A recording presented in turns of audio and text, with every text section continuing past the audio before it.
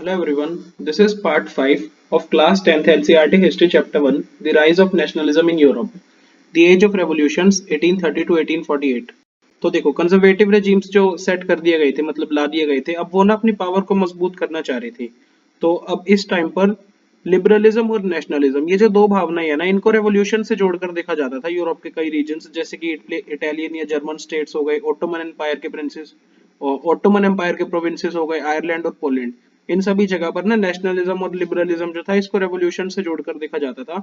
अब इन रेवोल्यूशंस को करता कौन था, चलाता कौन था? इनको चलाते थे लिबरल नेशनलिस्ट, जो कि बिलोंग करते थे एजुकेटेड मिडिल क्लास एलिट से। तो इनमें प्रोफेसर होते थे, स्कूल टीचर्स होते थे, क्लर्क्स और कमर्शियल मिडिल क्लास जो था ना उसके मेंबर्स होते थे। तो सबसे पहले अपहेवल मतलब थोड़ा विरोध, उथल पुथल, लड़ाई वगैरह कहाँ पे हुई थी? वो सबसे पहले हुई थी फ्रांस में, जुलाई 1830 में। तो बर्बन फैमिली को देखो आप, हमने पढ़ा था ना पिछले पार्ट में कि बर्बन फैमिली को रिस्टोर कर दिया गया था 1815 के बाद। तो अब इनको ना ये जुलाई 1830 में क्या हुआ, इसको ना हटा दिया लिबरल रेवोल्यूशनरीज ने, और फिर इन्होंने एक कॉन्स्टिट्यूशनल मोनार्की इंस्टॉल कर दी, जिसको हेड कौन कर रहे थे? लुइस फिलिप इस कॉन्स्टिट्यूशनल मोनार्की को हेड हेड कर रहे थे। तो मेटरनिच की ना एक फेमस स्टेटमेंट है, when France sneezes the rest of Europe catches cold. मतलब जब फ्रांस को छींक आती है ना तो बचे हुए यूरोप को जुकाम हो जाता है। तो ये जो जुलाई की रेवोल्यूशन हुई थी ना, तो इसने ब्रसल्स में भी एक विरोध सा स्पार्क कर दिया था, तो जिसके कारण बेल्जियम भी जो है ना वो नेदरलैंड की यूनाइटेड किंगडम से टूट गया था। अब बेल्जियम भी अलग हो गया था। तो ये ना एक इवेंट थे जिसने ना नेशनलिस्ट फीलिंग्स जो है ना यूरोप के एजुकेटेड एलिट में बढ़ा दी थी। और वो इवेंट कौन सा था जिसने मतलब बढ़ाई थी ये फीलिंग्स? वो थी Greek war of independence. Greek war of independence ने ये नेशनलिस्ट फीलिंग बढ़ाई थी यूरोप में। तो ग्रीस जो है ना वो ओटोमन एम्पायर का पार्ट रहा है 15th सेंचुरी से ही। अब देखो जो रेवोल्यूशनरी नेशनलिज्म यूरोप में बढ़ा है ना, तो इसने ग्रीक्स के मन में भी एक फीलिंग जगा दी थी कि इंडिपेंडेंस के लिए स्ट्रगल करना है। तो ये सब स्ट्रगल शुरू हो गया था 1821 से ही। अब नेशनलिस्ट जो थे ना ग्रीस के अंदर, अब उनको दूसरे ग्रीक ग्रीक लोगों का भी सपोर्ट मिल गया जो कि एग्जाइल में रह रहे थे। और सपोर्ट कहाँ से भी मिला? वेस्ट यूरोपियन से भी मिल गया, जो थोड़ा सा ना सिंपैथी रखते थे एंशियंट ग्रीक कल्चर के लिए। अब पोएट्स और आर्टिस्ट जो थे ना, इन्होंने भी ग्रीस की तारीफ की है। ये कहते थे कि, इन्होंने कैसे तारीफ की, इन्होंने बताया ग्रीस को कि आप ही हो क्रेडल ऑफ यूरोपियन सिविलाइजेशन। मतलब क्रेडल क्या होता है? क्रेडल मतलब बच्चों का पालना, तो यूरोपियन सिविलाइजेशन एक तरह से आप ही ने पाली है। आप क्रेडल ऑफ यूरोपियन सिविलाइजेशन ऐसे कहा ग्रीक्स को।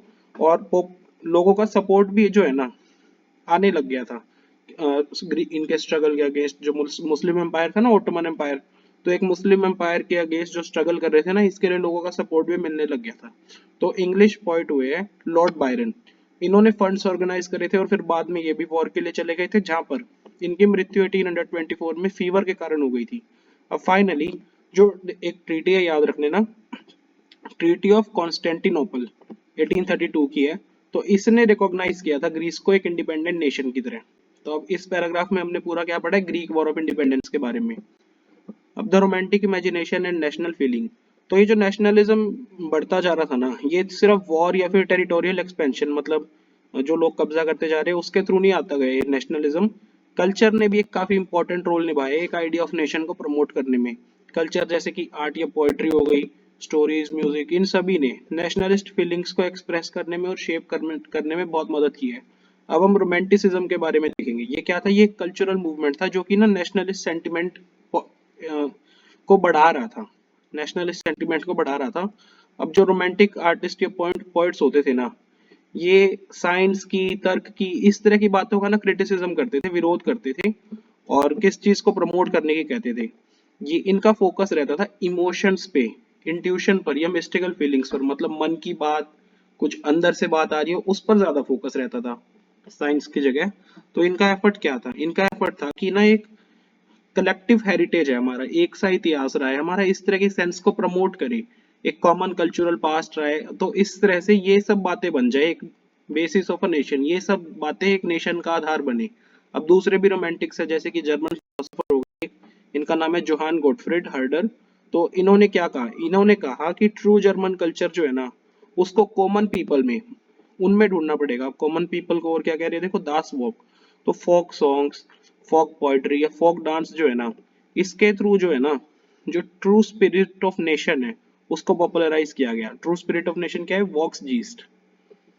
तो इसीलिए अगर ये अलग अलग तरह की फोक कल्चर्स को कलेक्ट करके रिकॉर्ड करेंगे तो ये ना नेशन बिल्डिंग के प्रोजेक्ट के लिए बहुत ज्यादा जरूरी स्टेप होगा। तो एक फोकस देखो वर्नाकुलर लैंग्वेजेस पर भी रहा, जैसे इंडिया में कई वर्नाकुलर लैंग्वेजेस है, हरियाणवी हो गई या किसी जगह पर कोई और भाषा बोली जाती है ना, तो ये सब स्थानीय भाषाएं जो होती है।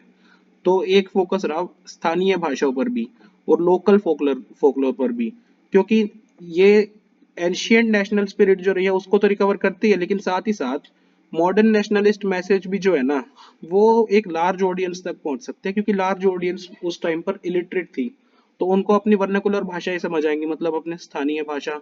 तो एक ये भी इसका बेनिफिट है। और ये केस ना थोड़ा वर्नाकुलर लैंग्वेजेस वाला पोलैंड में ज्यादा जरूरी था, क्योंकि जो पार्टीशन यहाँ पे हुआ था ना 18 सेंचुरी के एंड में, पार्टीशन किसने किया था? ग्रेट पावर्स ने, रशिया, प्रूशिया और ऑस्ट्रिया। तो यहाँ पर पार्टीशन हुआ था। तो अब पोलैंड जो है वो एक इंडिपेंडेंट टेरिटरी की तरह तो एग्जिस्ट कर नहीं रहा, लेकिन नेशनलिस्ट फीलिंग्स जो है ना, नेशनल फीलिंग्स, ये आज भी उधर म्यूजिक या लैंग्वेज के थ्रू जिंदा रखी गई थी उस टाइम पर। तो कैरोल कुरपिन्स्की, इन्होंने एग्जाम्पल के तौर पे बताते हैं, इन्होंने ना नेशनलिस्ट स्ट्रगल को अपने ओपेराज और म्यूजिक के थ्रू सेलिब्रेट किया है। इन्होंने फोक डांसेस जैसे कि होते थे ना उस टाइम पर वहां पे पोलैंड के, पोलेनॉइज या फिर मजूरका, इनको नेशनलिस्ट सिंबल्स की तरह यूज किया है।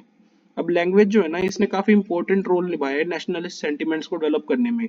अब रशियंस ने ऑक्यूपाई कर लिया था पोलैंड वाले एरिया को, रशियंस ने कब्जा लिया था। रशियन ऑक्यूपेशन के बाद देखो जो पॉलिश थी उसको स्कूल से हटा दिया गया, अब रशियन लैंग्वेज को थोप दिया गया, इम्पोज कर दिया गया हर एक जगह पर। 1831 में देखो रशिया के अगेंस्ट एक आर्म्ड रिबेलियन, मतलब हथियारों के साथ विरोध भी किया गया, लेकिन इसको अल्टीमेटली क्रश कर दिया गया, मतलब खत्म कर दिया गया। इसके बाद ही जो काफी मेंबर्स थे ना पोलैंड की क्लर्जी के जो मेंबर्स थे, इन्होंने लैंग्वेज को वेपन की तरह यूज किया है नेशनल रेजिस्टेंस में। तो पॉलिश लैंग्वेज को, जो इनकी वर्नाकुलर लैंग्वेज थी, उसको रेजिस्टेंस के लिए यूज किया है। अब पॉलिश को यूज किया जाता था चर्च गैदरिंग्स में या फिर रिलीजियस इंस्ट्रक्शंस देनी हो उसमें। तो इसका रिजल्ट क्या रहा? काफी जो प्रीस्ट होते थे या बिशप्स होते थे इनको जेल में रख दिया गया या फिर साइबेरिया भेज दिया गया रशियन अथॉरिटीज के द्वारा एक पनिशमेंट की तरह, क्योंकि इन्होंने रशियन लैंग्वेज में प्रीच करने से मना कर दिया है, इसमें प्रचार करने से मना कर दिया है। तो पॉलिश का यूज ना एक तरह से रशियन डोमिनेंस जो थी ना उसके अगेंस्ट स्ट्रगल के सिंबल में करने लग गए थे लोग उस टाइम पर, इस तरह से देखा जाता था पॉलिश को।